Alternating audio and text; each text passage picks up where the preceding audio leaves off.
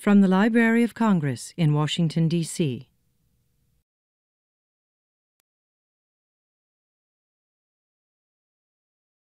Good afternoon and welcome. Thanks for coming to this session. I'm Amy Stolz. I'm the Director of Literature at the National Endowment for the Arts, which is one of the sponsors, or the main sponsor of this stage for Poetry and Prose. And I'm thrilled to have Brad Watson and Bill Roorbach with us here today. Bill from Maine, Western Maine, and Brad from Wyoming via Mississippi, Alabama, a whole bunch of places, right?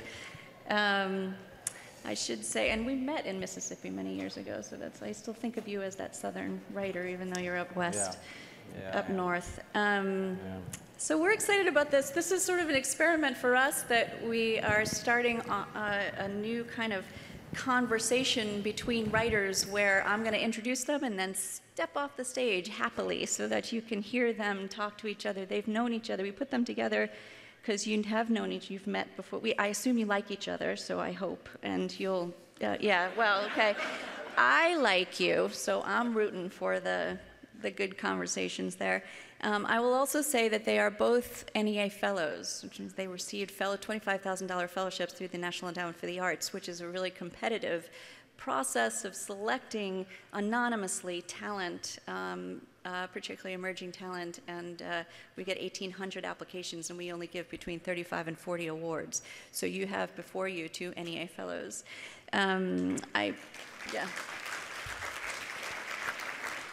So Bill Roorbach, an award-winning author of, 9 books, you keep count? Was it? Of fiction, short stories, and novels, a memoir, a book of craft.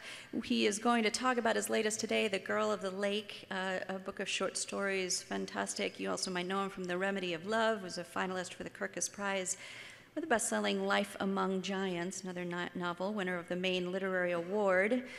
His book of short stories, Big Bend. His memoir is called Temple Stream, and among other books.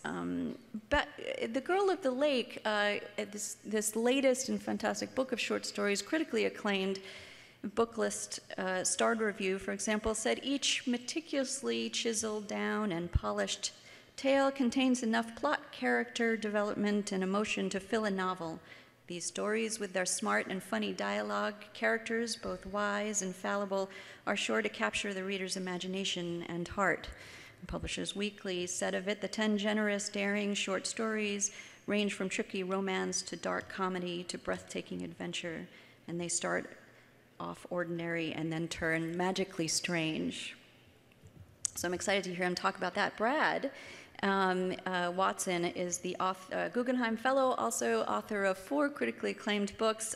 He will be talking about Miss Jane, his novel, made the National Book Award long list. You might also know him as The Heaven of Mercury, which was a finalist for the National Book Award. He has his book of short stories, Aliens in the Prime of Their Lives, a finalist for the PEN/Faulkner Award for Fiction, and Last Days of the Dogmen, which was his first and won the So Kaufman Award for First Fiction from the American Academy of Arts and Letters. And he teaches at the University of Wyoming. Am I getting this? I hope I'm getting this all right. In Laramie, and was recently selected to receive the Harper Lee Award for Alabama's Distinguished Writer of the Year for 2017. And Library Journal, so star review critical acclaim, I'm just giving you a taste, writes, as Watson arcs through the story of Jane's life in sensitive, beautifully precise prose, we are both absorbed and humbled. And I'm going to read a paragraph from a terrific review in the New York Times Book Review because it says a lot. Quote, the complexity and drama of Watson's gorgeous work here is life's as well. Sometimes physical realities expand us, sometimes trap, sometimes heroism lies in combating our helplessness, sometimes in accepting it. A writer of profound emotional depths, Watson does not lie to his readers, so neither does his Jane. She never stops longing for a wholeness she may never know, but she is determined that her citizenship in the world, however onerous, be dragged into the light and there be lived without apology or perfection or pity. And with that, I'm going to step down and let them to it. Thank you. Thank you. Thank you, Amy.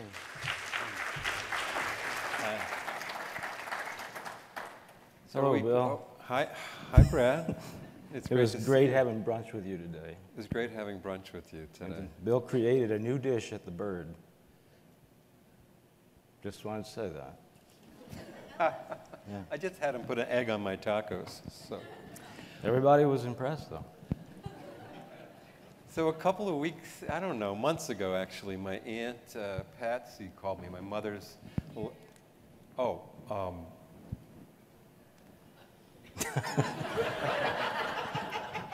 someone says they can't hear me. Is it because your mic is drooping? You might have to button another button or something. I appreciate the sartorial advice. I'll put it up higher. Yeah. Is that better? Or no good? It's blocking. It's the shirt's blocking it. I'm just going to You take need some my help shirt there? off, yeah. Well, I like this. This is good. A couple of months ago, my Aunt Patsy called me. She's close to 90. She's my last of my mother's surviving siblings. There were 8 of them. One died in childhood, and the others have made it all the way to very old age, one by one passing away. It's very sad. But Aunt Patsy called me. Well, there were 2. Bessie's still around, too. So Aunt Patsy called me and said, Bill, I'm sorry to call you and tell you this, but your Aunt Bessie has passed away. And I was like, oh, no. I just had this terrible, sad feeling and guilt because I hadn't called her for a while, and I thought, if I had meant to call her like the Sunday before, and I just had forgotten. So anyway, I called her son, one of my cousins, and said, I'm so sorry to hear about your mom. And he goes, what? What happened? And I go, well, Patsy called me and said that your mother had died. And he goes, oh, no. Oh, my God, I got to get down there. And then a couple of days later, he calls me back and says, Bill, I went down to Palo Alto. They're out in California. And my mother was fine. and so I called Aunt Patsy, and she said she didn't remember calling anyone, So then Aunt Patsy calls me another couple of days later and says, Bill, I'm so sorry that I told you Aunt Bessie was dead. I had a dream that she was dead. And I called simply everyone. So that's where you're from. That's where I'm from. So they all had an aunt named Aunt Molly who'd been stepped on by a horse when she was a little girl, and her face was crushed. So they grew up with this aunt who she survived, but they grew up with this special person, who nevertheless led a fairly normal life. And I just felt like Brad reading about Miss Jane with her challenge. It just, and the milieu too, the era, all the secrets that attended any health thing, and the sense of family and how that settled into a place. I just felt so connected to your book. I think because of my family story, but also because it's such an American story. But what is Miss Jane based on someone like my Molly, or? She was inspired by a great aunt, my mother's aunt. But I never knew her. I saw her, my great aunt Jane, once when I was a little boy, when we were at my grandmother's for our weekly Sunday gathering for my mother's family.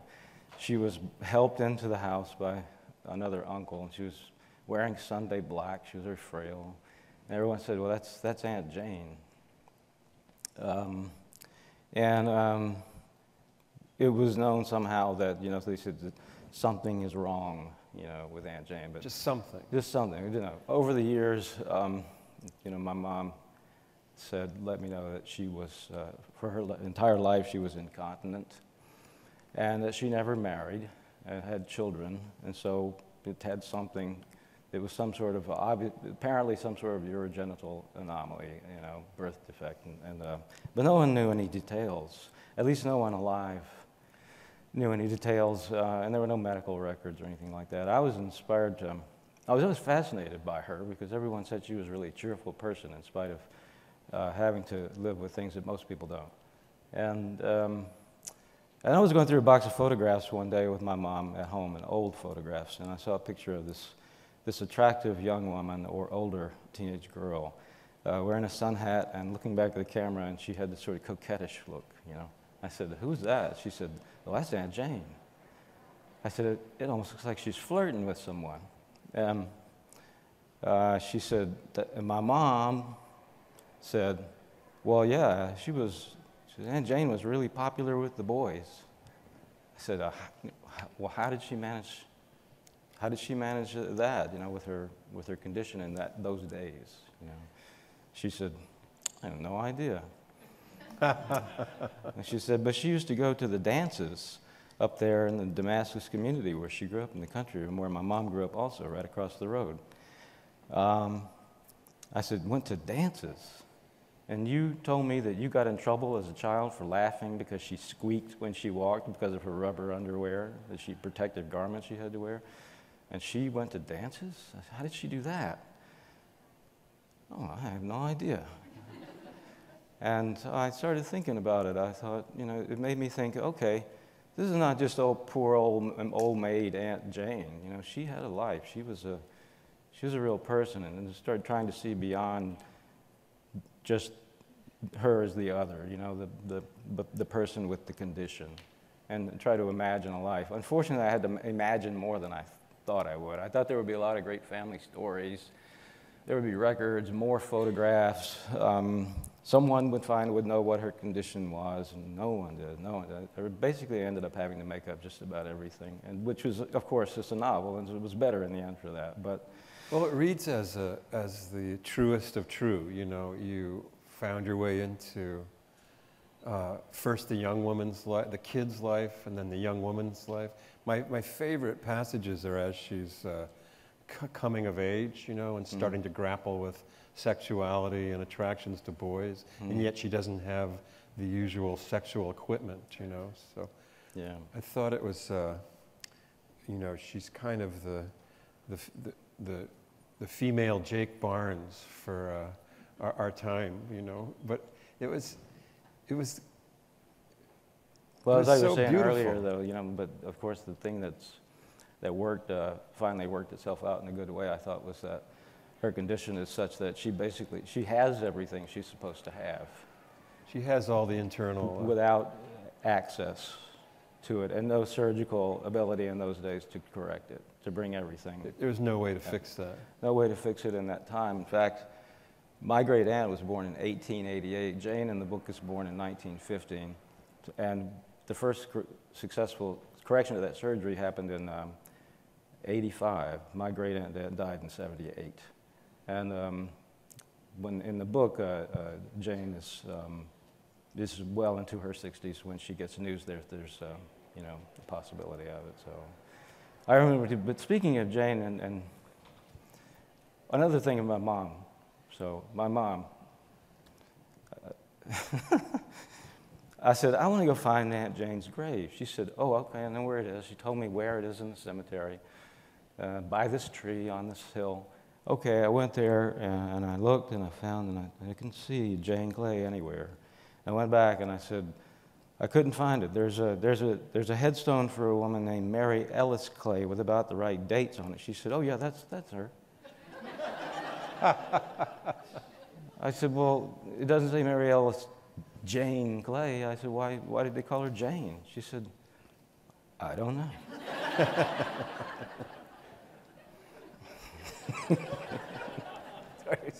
That gets me too. That's where I'm from.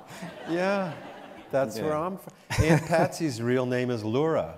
So why? I had an aunt named Laura, a great aunt. You did, Laura. Yeah, Laura. Yeah. Did you have to do research to find a condition that you could reasonably assume was the condition of your aunt, and then go ahead and fictionalize from there? Or? Yeah, all the most common conditions. I read a giant tome of the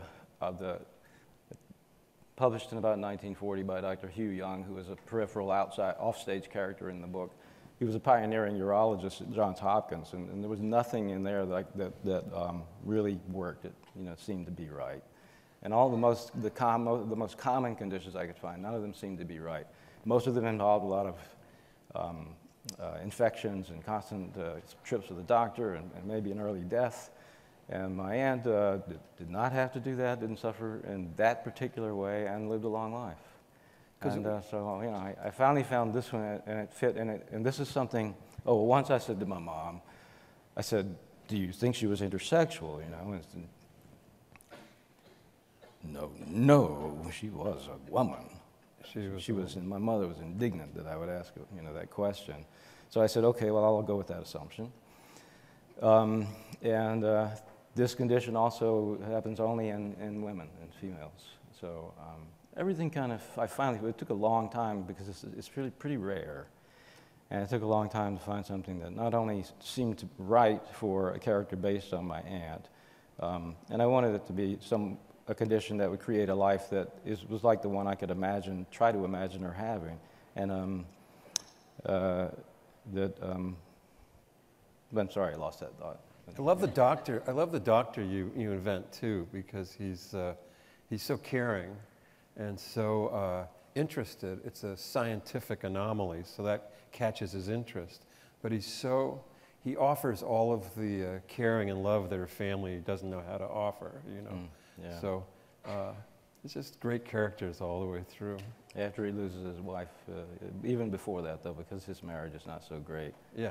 Which leads to him later saying to her that, sometimes some people should follow their nature. Some people should be alone. It's not necessarily such a terrible thing. It can be a good thing. It can be a good thing. Yeah. And that brings us to she lives on a farm that feels so big and so real, and she has places on the farm like the river that she can go out to, and the field rather, where her meadow. Her meadow. Well, I've been in Wyoming 12 years now. When I was writing Heaven and Mercury, set in the town near where Jane is set. I was living in Boston, but I had more recently lived in the South.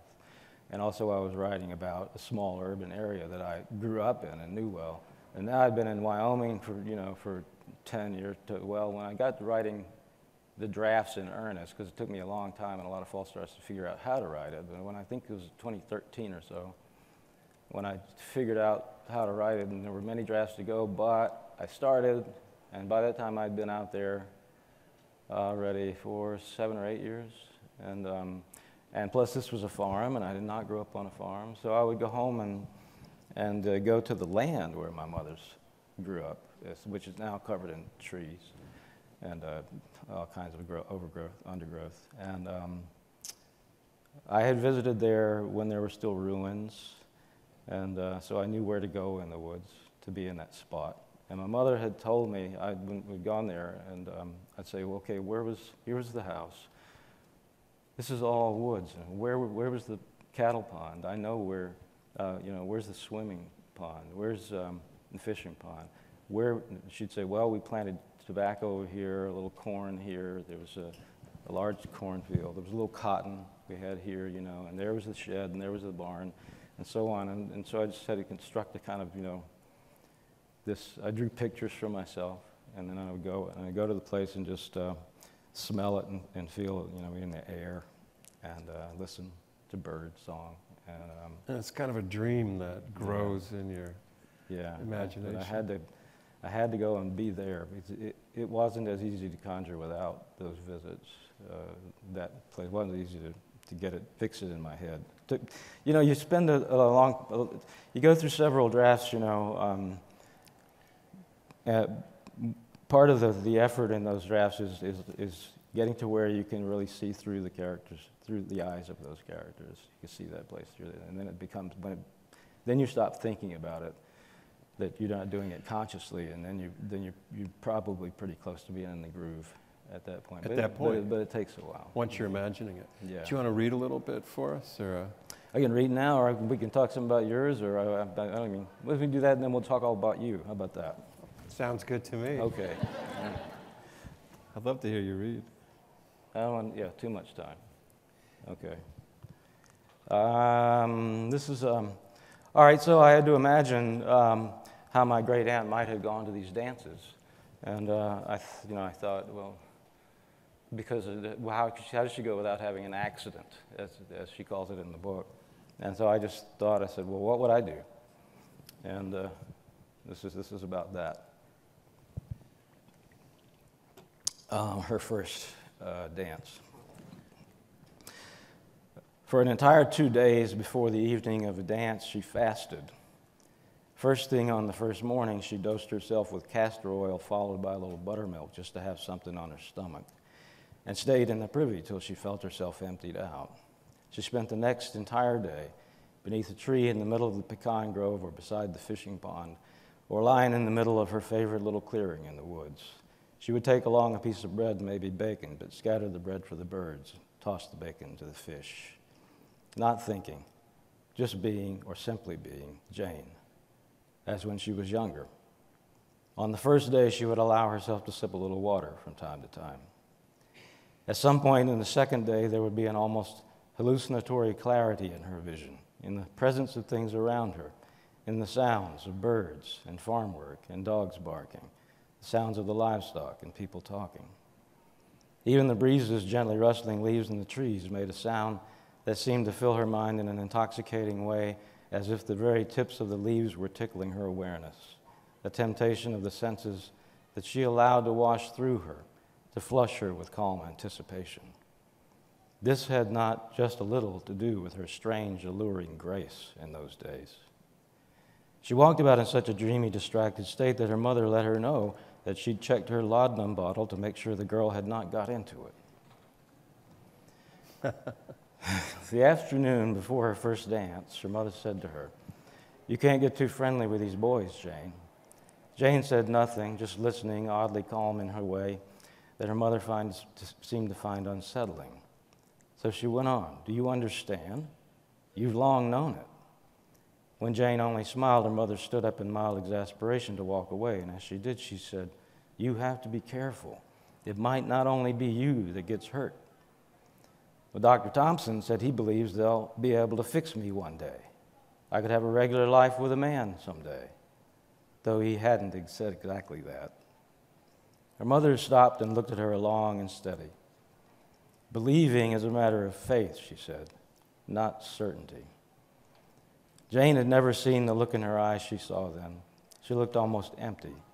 And for the first time, Jane could remember she saw her mother as a woman whom life had made not just hard, but also exhausted and plain, older looking than her years. Then, as if she could read the unspoken words in Jane's eyes, her mother's expression darkened again. Her own eyes glistened, about to shed tears. "What would you know about life with a man? And what if your little experience in this world would make you think it such a fine thing?"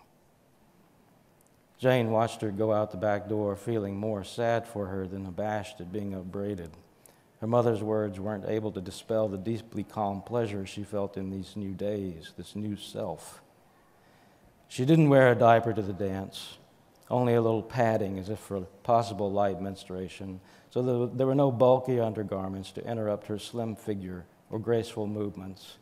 And she made herself a light, more slim-fitting dress and wore a pair of shoes her father had bought for in town after drawing an outline figure of her foot on a sheet of school paper to show the shoe salesman. She attended 2 dances before any of the boys got up the courage or got past their bashful curiosity to ask her to dance, but that was good, since it allowed her to study their movements so she could mimic them later. And then finally, Elijah Key did ask her. She'd seen him standing against the wall in the shadows, with dim light from the Japanese lanterns the organizers had hung in the hall. He wasn't wearing his glasses and probably had no idea she was there. A little later, she saw him again, spectacles on, looking at her. Maybe someone had mentioned her. Seeing her seemed to surprise him into something like shyness. Then, when she let her attention wander that second night, wander as it tended to do in her state of mind, she looked up, and there he was standing in front of her and holding out his hand. After he danced with her, some of the other boys also began asking her out onto the floor. She felt something that she'd never felt before then, the pleasure of flirtation, though she didn't even know the word. The boys liked her, and she liked them. But if any one of them seemed about to like her too much, she had her way of withdrawing just enough, like a scrap of paper the wind keeps blowing just out of reach. Her oddly calm, distracted state seemed to fascinate them into stupid muteness. And when she would fix her gaze upon her partner, that boy looked dumbstruck, as if thinking he might be falling in love. But she was so obviously democratic in the dispensation of her new strange charm that none of them was moved to any sort of foolish words.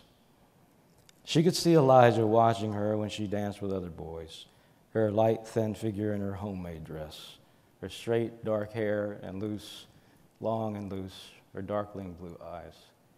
She could see the stick-thin figure of her father, too, hat held in hand in the moonlit doorway.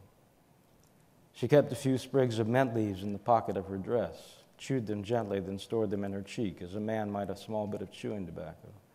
The mint kept her dehydration from giving her bad breath, and drew what moisture there was in her body to her mouth and her lips, allowing some minimal conversation. She smiled and laughed with the boys who danced with her and seemed happy. In the pale, quivering candlelight, their faces seemed luminous, their voices melodic, just a bit out of sync with the modest movements of their lips and speech. She was hardly even conscious of how the other girls were now jealous, and certainly couldn't be bothered to care. It flickered in and out of her awareness, a coruscation of whispers and glares. When she danced with Elijah Key, she was happiest. He would speak to her softly, leaning close to her ear. "How did you decide to start coming out like this? You're so pretty, but you seem a little strange." "I am strange," she said. So she allowed herself to be delighted in this attention, in the public intimacy with Elijah Key, in her flirtation with other boys, in the flaunting of herself before the other girls. Even though she knew this was something with no long life ahead of it, she was able to press into the moments of pleasure in the movements of her own body. She understood somehow that she was lucky in her special way to love these events without the complicated, pressing question of physical love, to absorb life from the center and its periphery at once, so she could for a while take it all in with the sweet fullness of the entirely human and the utterly strange, without apprehension or fear. So that was...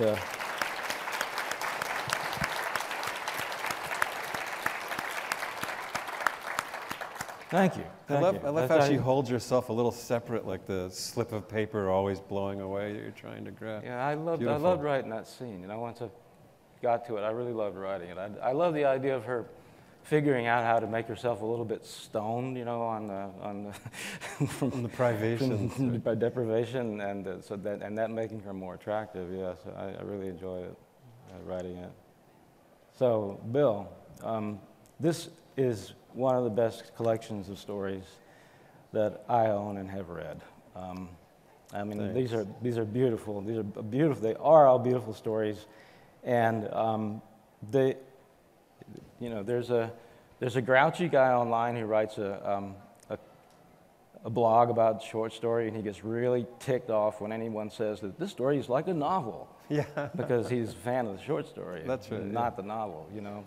But there really is you do build worlds, you know, in these stories in a wonderful way, and in such different ways.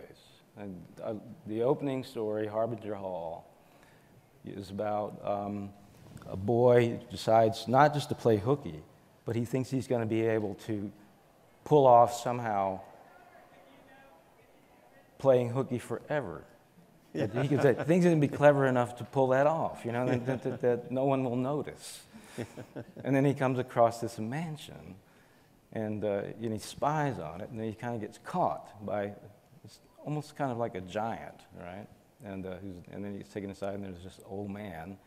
And then the story becomes the old man telling him the story of the Russian Revolution, or an episode in the story in the Russian Revolution. And we come to realize that he's telling his own story. So the boy, and how did you come to decide to tell that story in that particular fashion, the story within the story? I mean, it's just done so beautifully, and I love it when someone can do it. You know, and you manage to have someone. Also love stories where a character gets to talk. Yeah. You know, you gets to have long periods of speaking, and it's perfectly natural within the story. It doesn't seem imposed or awkward or anything like that. Thanks. You know, when you set that up perfectly, it's one of my favorite stories in the book, really. Oh, well, just growing up, I grew up in Connecticut, and you know, at that time it was woodsy. There were still some farms. But there are also, it's ex-urban New York, so there are lots of big estates with big stone mansions and that kind of thing. And I had a secret scheme to get out of school, which was a couple of us figured this out. You would just, because one of our friends moved, and he brought a note from his mother that said, "We're moving as of, you know, April 3rd." And the kid gave it to the teacher. The teacher said, "Oh my goodness! Well, we'll have a party and say goodbye." And so off he went. And I thought, you know, anyone could do that. So I never did it, but I never forgot that great scam that and I just dreamed that I would go off in the woods every day instead of going to school. You know, which is also how I operated as a college professor for so long. But through the woods, you know, through our woods, you had to walk like a mile, but you came to an old carriage house, and you knew you were on the such and such estate, the Irwin estate, and then up the hill is this giant mansion, and we'd sneak around there and play war games and look in the windows, and we never got caught. But for the story, I just thought, what if they got caught? What if a kid got caught? So he does skip school, he does get caught, and the old guy isn't a threatening guy, but someone who takes him under his wing and has finally found his audience for his really horrible story of the destruction of his life in Russia during the Russian Revolution. So the story takes place in 1963, and the old story takes place 1905. So that's where that came from. There's so many beautiful moments, though, when the Count, the way that the old Count, we don't know he's the old Count now. We think he's just assumed name. But the way he tells the story in third person, and when you begin to become aware that he's speaking of himself and his wife and his children dying in this way or that way. Yeah. And then the boy, and he says, "Well, what shall we do with these poor souls who are departed? Just let us take them to Sweden." I don't know. Is that the boy's idea, or is it that the? Oh yeah, the old guy's got a box of. He got a big map. He's got a gigantic map of Europe. And he's got little characters in a box that are all the people from his life that are dead, including all of his children, all of his mothers, fathers, uncles, aunts, all of his sisters and brothers. Everyone's father. Everyone's dead. Mother. But he has these little models of them, and the little boy picks out people as he tells a story and flies them off to the graveyard. He said, let us fly them to Sweden. Let's fly them to Sweden. And it takes them to Sweden, and there's all over there. And I love the moment when he says, well, now there's the old Count also, you know, who dies early in the skirmish. Who shall we choose, you know, this figurine, and the boy picks one out, and excellent choice. And you know, that's the father's the right Count. I mean, it's a beautiful story. It has moments like that throughout. I mean, all of these stories. Yeah, I'm not trying to make condensed novels, because they do feel like very different, a different impulse from a novel. Like I always know when I'm in a story versus a novel, and I know what material is going to be good for a story as opposed to a novel. But yeah, there's some way someone said that, and I was like, oh yeah, okay, that makes sense. Yeah. That always reminds me of that Lars Gustafsson story. About, he has this beautiful story, Greatness Strikes Where It Pleases, that most people found out because Charles Baxter put it in, You Got to Read This. Right. Yeah. And so my wife actually studied with Lars at Texas for a while and said to him one time, yeah, Lars, how did you write that story? And he said, yes, how did I do it? Yes. That's all he could say. Well, part of it is magic, right? Part of it is, right. You're really dreaming your way into it. I always say that writing is the slowest form of reading, It's just, I want to find out what's going to happen, too. Even if I know what's going to happen at the end, how it gets there, that's interesting, too. That's a different kind of suspense, so. I know. Well, I was talking earlier to you about how I love the way you pace the title story, which is the last story in the collection, the Girl of the Lake. I mean, it's said at one time that Kathy, your editor, thought maybe it was moving a little slowly, but I didn't think so. I thought the pacing was just wonderfully. It had a revolution. It's kind of like there was an RPM to this story that felt that felt right to it, and I rolled with it, and I was never impatient for the next moment. Even though they are full of tension when he's because some of the stories are like bang, bang, bang, bang, bang, and that one is just let it unfold, right? Yeah. This is a good way to. I thought also a good story to end the book, even though it's traditional, sort of to do the title story last. It's a good choice in itself. Yeah, as Brad said, my editor was like, maybe we can tighten it up. It's a little slow, and I thought, no, let's let it be slow. I mean, she's like, well, people's patience has changed, people. I'm like, well, let's slow them down. I mean, there's other fast-paced stories. Can I have let me have one that's just really old school like that. Yeah, please, can I just? We just have 10 minutes left. Should I? Oh, you better read something. I'll just read a page. I took too long. Oh, you did fine. You're beautiful. You're a beautiful man. At breakfast on one of those, this is from the title story, The Girl of the Lake. And this young man's at the family cabin with his grandmother. Only 2 of them this summer. At breakfast on one of the perfect days of mid-August, still no notion in the wind that the season might ever end.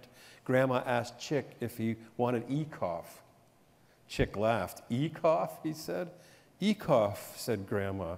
I don't drink e-cough, Grandma. She grinned sheepishly, charmingly, laughed at herself, and that had been that. At lunch, she said, look at me, Charles. And Chick looked a long while. She looked so beautiful, so square and strong and happy. After dinner, which was one of Mr. Parmenter's chickens, roasted perfectly, tiny potatoes, string beans with almonds, chocolate cake, a delicate discussion about her favorite music versus Chick's Italian opera, not so different from Miles Davis, they decided, at least in its effects on the soul. She said she had a drumming headache. The next morning, she stood vacantly in the kitchen, simply stared at Chick, a block of raw bacon in her hand. Grandma? She grinned sheepishly, said nothing. Grandma! Chick accepted the bacon from her, put it back on ice, gathered her up in his arms, surprisingly heavy for such a little bird, enveloped her and heaved her up the walk to the Jeep, sat her in the passenger seat where she retained her posture. One time his sister had gotten stitches from a doctor somewhere near, but he had no idea where or who. Of course, there was no phone. He drove carefully up the hump driveway to Race Road, pulled out over the potholes at the proper speed to beat them, drove stiffly 12 miles to Bemis Corners, 25 long minutes without conversation. At the gas station, he pulled in and honked, loud and long. Mina flounced out, annoyed at the honking till she saw Chick and blushed. He asked politely where he might find a hospital. She looked at him closely, then at Grandma. Oh my, she said, the hospital's in Keene. It's 20 miles. Mrs. Flexhart?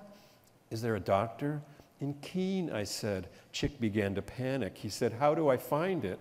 Oh dear, Philomena said. She patted his arms, eyes sparkling with care. In a rush, she said, I'll go with you. She called to her father, who hurried from the garage at her tone, wrenches in hand. The girl quickly explained Mrs. Flexhart was ill. Her father was as urgent as she, tears starting to his eyes. Everyone loved Grandma. Philomena climbed in the back seat and gave directions. Chick had never driven on a highway, but found it easy once he got used to all the cars passing him, all the honking. Mina leaned forward, held Grandma's shoulders, said, speed up a little, but it was hard for Chick to go over the speed limit. Mr. Parmenter had told him for Raced Road, 30 miles an hour. The girl smelled of gasoline. She put a hand on Chick's shoulder, too. Her hair was red in the mirror, her cheeks streaked with engine grease. He used the mirror to catch her bright green eye for reassurance. Grandma sat very still.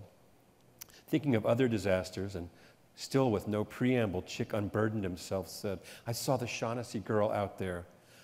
I've seen her too, Mina said, matter of fact, knowing what he meant by out there. Spruce Island, of course. She said, Anya Shaughnessy. She's so beautiful, isn't she? Wasn't she? And her dog. I was frightened of them, though, purely silent, that loverly dress. I dropped my bucket and ran right for the boat. No one believed me. She tightened her grip on his shoulder. The trip took 40 minutes, but they made Keene. Grandma's posture perfect the whole ride. She was silent and unblinking, but she breathed well, and Chick knew she'd be okay. At the emergency room entrance, he pulled up perfectly, set the parking brake. He and Mina went to help Grandma out, but despite the straight spine and high chin, the open eyes, she was unmoving. Boy and girl hefted the old woman, carried her into the emergency room lobby. Two nurses scurried to their sides as they lay their burden on the floor. A doctor rushed in, and then a couple of orderlies in blue scrubs who lifted Grandma onto their gurney in a calm hurry. But after a few busy minutes, the doctor just stopped. He set his chin, looked at Chick. The orderlies relaxed. I'm sorry, one of the nurses said. Philomena burst into hot tears. Chick then, too, shocked and weeping, standing among strangers. It was only natural that he and Mina caught one another in a tight embrace, the nurse then folding them both in her own arms, then an orderly joining in, then the doctor, a long group hug, protocol abandoned, all of them in their humanity. Mina's father arrived with Mr. Parmenter in short order. Chick had never seen a man cry like Mr. Parmenter cried when he heard the news. The old bird dropped to his knees, held his face, sobbed and gulped inconsolably, so devastated that even an hour later he couldn't drive the Jeep home, but had to ride with Mr. Hardy, Mina and Chick in the broad back seat of the mechanic's ancient Woody, her foot hooked stealthily around Chick's calf, their fingers tightly interlaced, sweaty after a while, almost painful too. It didn't matter. They weren't going to let go. No, thanks. Thank